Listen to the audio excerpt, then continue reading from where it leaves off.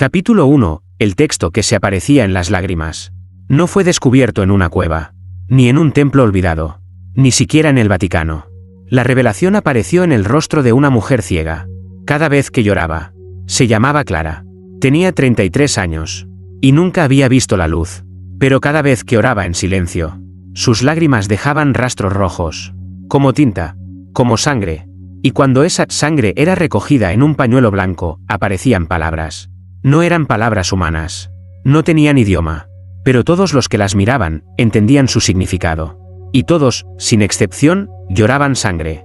Uno de los primeros en verlo fue el padre Esteban. Un hombre firme, racional, obediente al dogma. Él pensó que era un fraude. Un truco del diablo para desviar al rebaño. Hasta que leyó una línea. Solo una. Y al terminar, cayó de rodillas, gimiendo como un niño. Sus ojos sangraban. Su lengua no podía pronunciar lo que había leído. Lo que está escrito, no debe ser dicho en voz alta. Susurró. Desde entonces, Clara fue trasladada en secreto al monasterio de las Vírgenes Silenciosas. Un lugar donde solo se reza con el alma, y donde los pecados no entran caminando, sino flotando. Allí, cada noche, alguien vigilaba su llanto. Porque cada vez que lloraba, aparecía una frase nueva.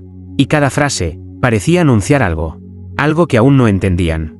Algo que no hablaba del futuro, sino del final. Pero un monje joven, Tomás, cometió un error. Intentó descifrarlo todo. Copió las frases. Las ordenó. Y una noche, lo logró. Leyó 3 párrafos completos. Esa noche, los ángeles lloraron desde los vitrales. Las estatuas cerraron los ojos. Y Clara, dejó de llorar. Solo dijo una frase antes de perder el habla para siempre. Ahora. Él sabe que lo estamos leyendo. Capítulo 2. El monje que intentó leer todo, y olvidó quién era. Tomás no recordaba cuándo fue la última vez que durmió sin sobresaltos. Desde que intentó leer la revelación completa. Algo dentro de él había comenzado a romperse. No el cuerpo, el alma. Durante las noches, murmuraba palabras que no existían en latín, ni en hebreo, ni en ninguna lengua conocida. Y durante el día, no recordaba su propio nombre. Los demás monjes intentaron detenerlo. Le escondieron los pañuelos manchados. Le prohibieron ver a Clara. Pero ya era tarde. Tomás no necesitaba leer más. Él veía las frases flotando en el aire. Frases invisibles para los demás. Frases que lo seguían incluso en la capilla. En el comedor. Frases que se le aparecían en los ojos de los cuervos. En las grietas de las paredes. En el reflejo del vino consagrado. Una noche, rompió su silencio. Se levantó en medio de la misa y gritó. ¿No fue Dios quien escribió esto? Todos se congelaron. Incluso las velas dejaron de parpadear. Fue lo que existía antes de Dios. ¿Qué estás diciendo, hermano? Susurró el abad con voz temblorosa. Pero Tomás no respondió. Cayó de rodillas, con las pupilas dilatadas y los labios llenos de sangre. En su lengua estaba grabado un símbolo. No era una letra. Era un ojo, mirando hacia adentro. El abad ordenó encerrar a Tomás en la cripta bajo el altar mayor. Sellaron la puerta con sal bendita y crucifijos. Pero antes de cerrar, Tomás murmuró una última advertencia. Si Clara vuelve a llorar, no recojan la sangre. Porque lo que viene, ya no es una revelación. Es un juicio. Capítulo 3. Cuando las paredes empezaron a leer por sí solas. Después del encierro de Tomás, el monasterio se sumió en un silencio espeso. Ya no se escuchaban oraciones. Solo el sonido húmedo de las lágrimas de Clara. Y el crujir de las piedras. Porque algo empezó a cambiar en los muros. Cada mañana, al despertar, los monjes encontraban palabras nuevas grabadas en la piedra. No con cincel, no con pintura, grabadas desde dentro.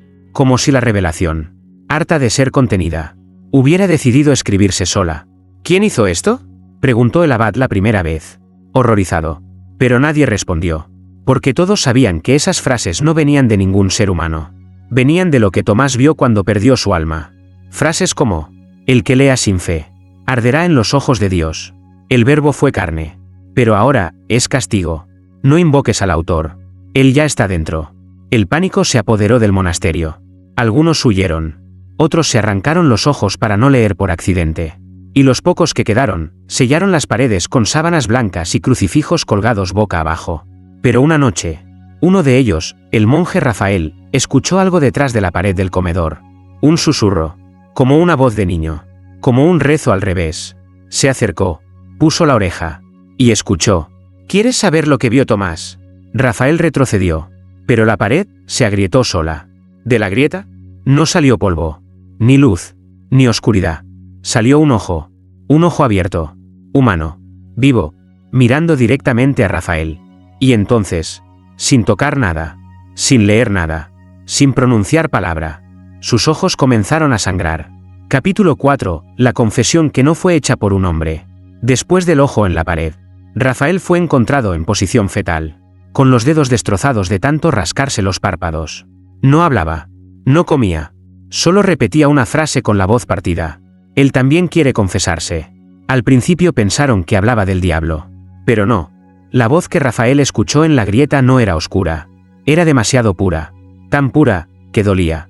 Esa misma noche, el padre Esteban, el primero en llorar sangre, decidió romper las reglas.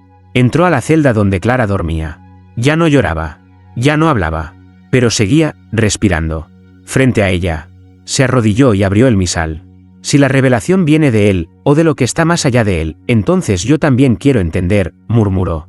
Y fue entonces, cuando Clara se sentó sola, como si su cuerpo no le perteneciera. Su cabeza se ladeó lentamente.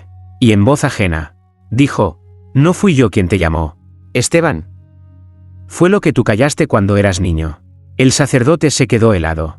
Esa voz no era de Clara. Era suya. La suya de niño. La celda se llenó de un aroma extraño, incienso mezclado con óxido. Las paredes comenzaron a empaparse. No de agua, sino de sangre con letras. Esteban se levantó como impulsado por una fuerza invisible. Miró a su alrededor, temblando. Cada gota de sangre que caía al suelo, escribía un fragmento. Una confesión. Pero no suya. Era la confesión de Dios. Una línea lo dejó sin aliento. Si vuelven a leerme, sabrán por qué lloré antes de crear la luz.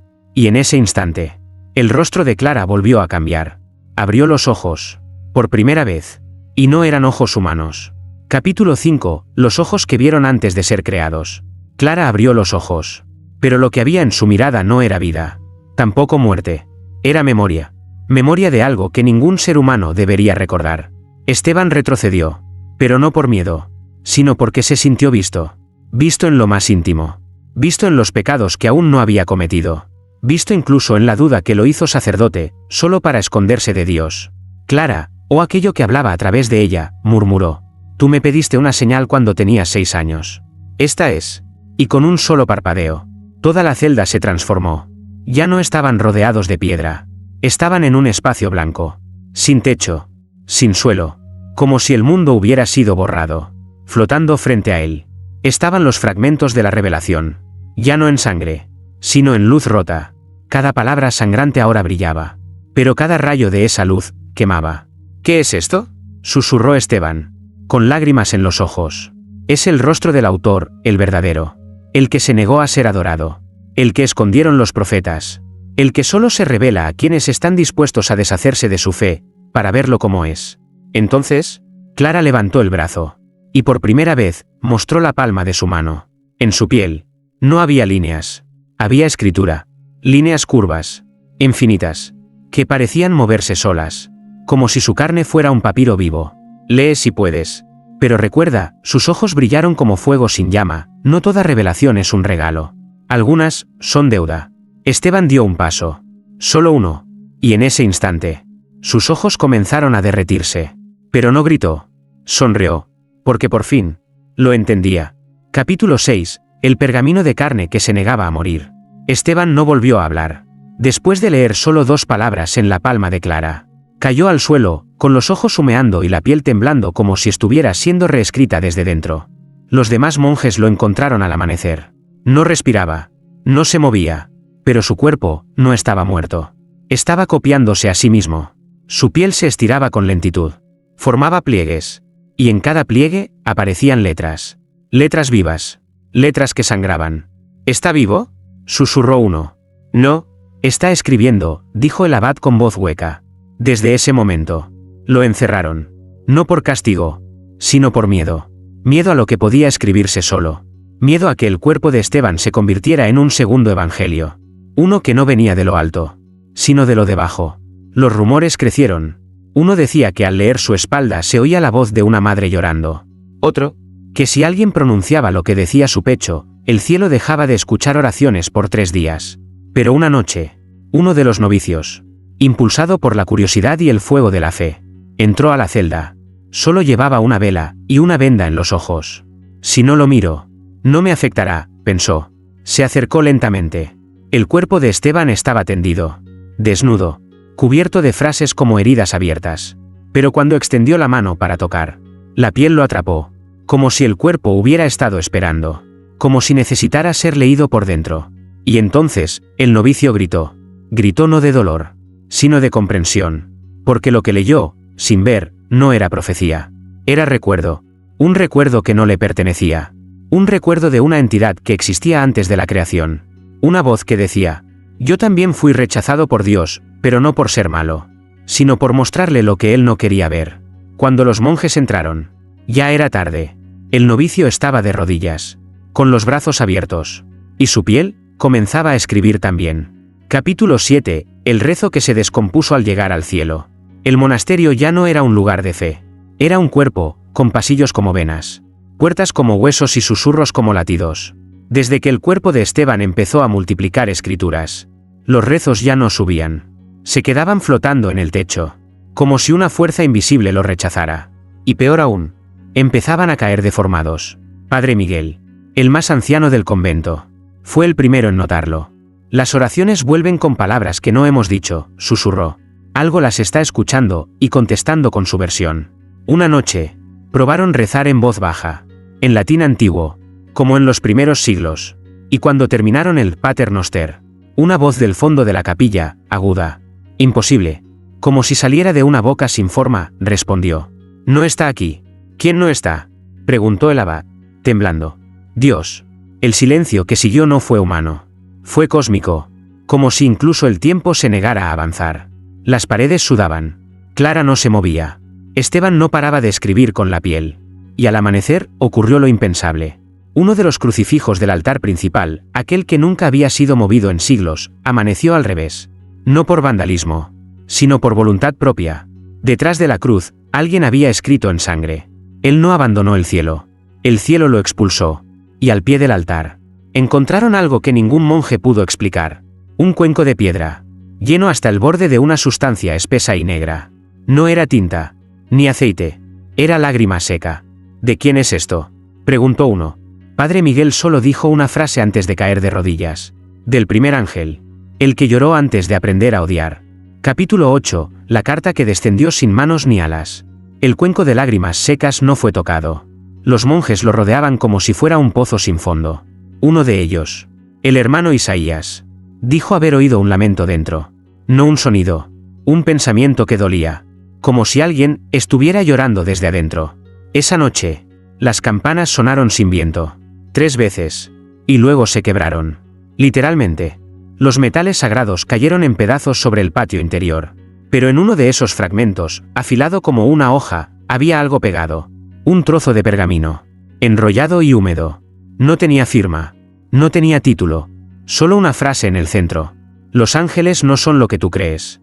Algunos solo fingen obediencia mientras esperan que Dios cierre los ojos otra vez. El abad lo leyó en voz alta. Y Clara, desde su celda, comenzó a llorar sin llorar.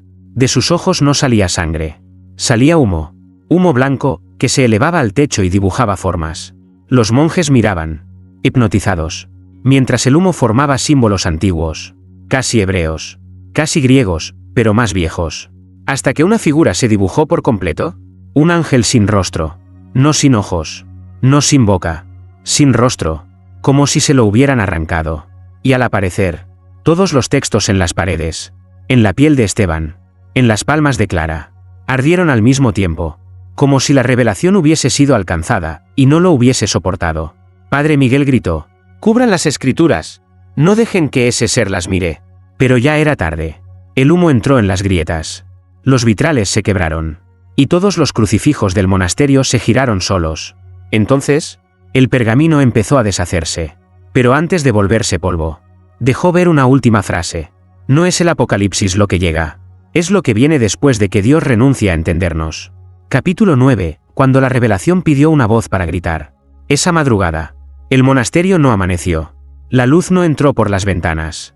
Las sombras se quedaron en su lugar. como si el sol también temiera lo que habitaba dentro. ¿Y Clara? Clara ya no era Clara. Su piel se había vuelto translúcida, como si detrás de ella alguien más respirara. Alguien que esperaba cuerpo. Está creciendo desde dentro, dijo el hermano Andrés, temblando. Pero no era un demonio. No era posesión. Era algo más brutal. Era la revelación buscando una garganta para gritarse al mundo. Afuera, los cuervos no volaban. Los perros no ladraban. Y las estatuas del jardín empezaban a girar la cabeza hacia la capilla central. Dentro, el cuerpo de Esteban, aún vivo, aún escribiendo, comenzó a temblar. Las frases en su carne se reorganizaban solas, como si buscaran una sola palabra final. ¿Qué está escribiendo?, preguntó el abad, acercándose, pero cuando lo vio, cayó de rodillas. No era un mensaje, no era una profecía, era una pregunta, una sola, escrita en todo el torso de Esteban, desde el cuello hasta el vientre. ¿Vale la pena salvar al hombre si ya no cree en el que lo creó? Y bajo esa frase, una línea más pequeña. Respondan antes de que él lo decida por ustedes. Entonces, Clara se levantó. No caminaba, flotaba. Sus ojos vacíos miraban directamente al altar, y su boca se abrió por primera vez desde el inicio. Pero no habló. Cantó. Un canto sin idioma. Sin tono. Sin compás. Era como si el universo fuera desgarrado desde dentro. Y cada palabra de ese canto hacía sangrar una de las paredes del monasterio. Los monjes huyeron. Otros se arrodillaron, gritando que aún creían. Pero el canto no pedía fe. Pedía juicio. Capítulo 10. El día en que la fe se volvió visible, y huyó. No hay campanas. No hay cantos. No hay cruces. Solo está ella. Clara, o lo que ahora habita en su cuerpo. Caminando descalza por el pasillo del monasterio con una lentitud que quiebra el alma. Cada paso suyo borra un versículo de la Biblia que cuelga en la pared. No lo arranca. No lo quema. Lo hace desaparecer. Como si nunca hubiese sido escrito. ¿A dónde va?, pregunta uno de los novicios. Escondido tras una columna. Va hacia el altar, responde el abad con la voz rota. Ha de devolverle a Dios su silencio. La criatura que fue Clara llega al corazón de la capilla. Sus ojos ya no están vacíos. Están llenos de estrellas muertas. Y entonces levanta la mano. No para bendecir, sino para señalar. Señala al cielo. Y desde arriba, no baja luz. Baja un fragmento de cielo como si alguien lo hubiese arrancado del techo del universo. El pedazo cae. No sobre la tierra, sino sobre la fe misma. Todos sienten lo mismo. Su fe sale del cuerpo. Como un vapor. Como un alma que no quiere presenciar lo que sigue. Algunos caen desmayados. Otros corren sin dirección. Pero uno, solo uno, se queda de pie. El hermano Andrés. Con los ojos abiertos y la respiración contenida. Ve cómo su fe, esa que había cultivado desde niño, toma forma. Y lo mira. Sí, la fe lo mira. Y luego, huye. ¿Qué significa esto?, gime, cayendo de rodillas. ¿Clara? ¿O la revelación? Responde con una voz que no tiembla. Tu fe era prestada. Y ya nadie quiere responder por ti. Un rayo invisible parte el altar en dos. La sangre vieja del cordero consagrado empieza a subir, como si flotara en reversa. Y del vacío abierto por el rayo surge un sonido. Uno solo. Un latido, pero no del corazón de Clara, ni del mundo, del cielo mismo, como si Dios, finalmente despertara. Capítulo 11. El instante que fue juzgado antes de ocurrir. El altar partido seguía ardiendo, pero no con fuego, con juicio, un juicio que no se pronunciaba en palabras, sino en miradas, porque lo que emergió del cielo roto no era un ángel, ni una figura de gloria, era un espejo suspendido en el aire, que no reflejaba el cuerpo, reflejaba el alma. Uno por uno, los que quedaban en el monasterio fueron arrastrados frente a él, y ninguno pudo mirarse por completo. El primero, el abad, apenas vio su reflejo y gritó: «Eso no soy yo», pero el espejo no lo negó. Solo lo mostró como realmente había amado, y como nunca creyó de verdad. La revelación, ese ser que usaba a Clara como envoltorio sagrado, habló sin mover los labios. La imagen que ves es como te veía él cuando aún te escuchaba. Luego, el espejo giró hacia el hermano Andrés. Él no gritó, no lloró, solo susurró: «¿Por qué fui elegido para ver esto?». Y el espejo, por primera vez, mostró otra cosa. Un niño, de rodillas, orando frente a una vela, con lágrimas limpias, con fe sincera. Ese, fui yo. Ese fuiste. Pero lo negaste cuando tu oración no fue respondida. Y entonces, el espejo se agrietó. No por culpa de Andrés, sino porque algo, más allá del juicio, más allá de la fe, quería entrar. La revelación dio un paso atrás. Temblaba. Por primera vez. ¿Qué es eso?, preguntó Andrés. El espejo terminó de romperse. Y del hueco que dejó en el aire, brotó una pluma. Pero no flotaba. Caía como piedra. Una pluma negra. Envejecida. Con una sola inscripción grabada en su eje. Lo que viene no fue escrito por Dios, sino por los que lloraron al ser creados. El suelo comenzó a abrirse bajo los pies de los últimos monjes. Y desde abajo, no salía fuego. Salía luz sin perdón. Capítulo 12. La palabra que nunca debió ser pronunciada. La pluma negra descansaba sobre el suelo abierto. Como una reliquia maldita. Nadie se atrevía a tocarla. Porque todos comprendieron algo sin necesidad de explicación. Esa pluma no era para escribir. Era para tachar. La revelación. Aún con el cuerpo de Clara. Observó en silencio. Ya no hablaba. No necesitaba hacerlo. Todo lo que era. Todo lo que representaba. Ya había sido dicho. Ya había sido llorado. El hermano Andrés dio un paso al frente. El último. Ya no temía. No buscaba redención. Solo quería entender por qué habían sido testigos de aquello. ¿Qué es lo que viene ahora?, preguntó al vacío. Y entonces, el silencio se quebró. Una voz antigua. No masculina ni femenina. No suave ni fuerte. Descendió desde el agujero de luz sin perdón. Ahora, se decide quién merece ser recordado. El monasterio comenzó a colapsar. Las paredes se agrietaban no por peso físico, sino por la memoria que ya no podían contener. Las frases escritas en sangre, en piel, en piedra, todas empezaron a desaparecer. No quemadas, no borradas, olvidadas, como si la propia existencia se arrepintiera de haberlas dejado nacer. Andrés cayó de rodillas y vio a Clara. Sonreía, pero no con ternura, sino con la paz de alguien que cumplió su castigo. La pluma se alzó sola en el aire, y comenzó a escribir una sola palabra en medio del altar destruido. Una palabra que nadie podía pronunciar. Una palabra que, si se leía, hacía sangrar el aire. Y cuando se terminó de escribir, todo quedó en blanco. Ni fuego, ni castigo, ni gloria. Solo un vacío absoluto. El mundo no fue destruido. Pero tampoco fue el mismo. Los que sobrevivieron no recordaban qué ocurrió. Solo sabían que algo sagrado había sido cancelado. Y esa palabra, la última revelación, fue sellada dentro de la única cosa que no puede ser abierta. La conciencia humana. Epílogo, lo que quedó escrito en el alma del mundo. Nadie recuerda el monasterio. Fue borrado de los mapas, de los registros, de las plegarias, como si nunca hubiese existido. Pero hay lugares donde el silencio suena distinto, donde las velas se apagan solas, donde los espejos se empañan, aunque nadie respire cerca. Allí, si uno escucha con el alma, puede oír una frase que no viene del aire, sino de dentro. Tú también la leíste, porque la revelación no fue un libro, ni una profecía. Fue una verdad que solo necesitaba un lector para existir. Y tú, al llegar hasta aquí, la abriste. ¿Sientes esa presión en el pecho? ¿Ese temblor en el pensamiento? Es porque tu alma está intentando olvidar lo que comprendió. La palabra que no debía ser pronunciada. Sigue viajando en silencio por las conciencias rotas. No se escucha con los oídos. Se recuerda cuando uno deja de tener fe. Y justo antes de dormir. En ese instante en que el mundo se apaga. Hay quienes oyen una respiración que no es suya. No teman. No es el diablo. No es Dios. Es la revelación. Esperando a que alguien más llore sangre para poder continuar escribiéndose.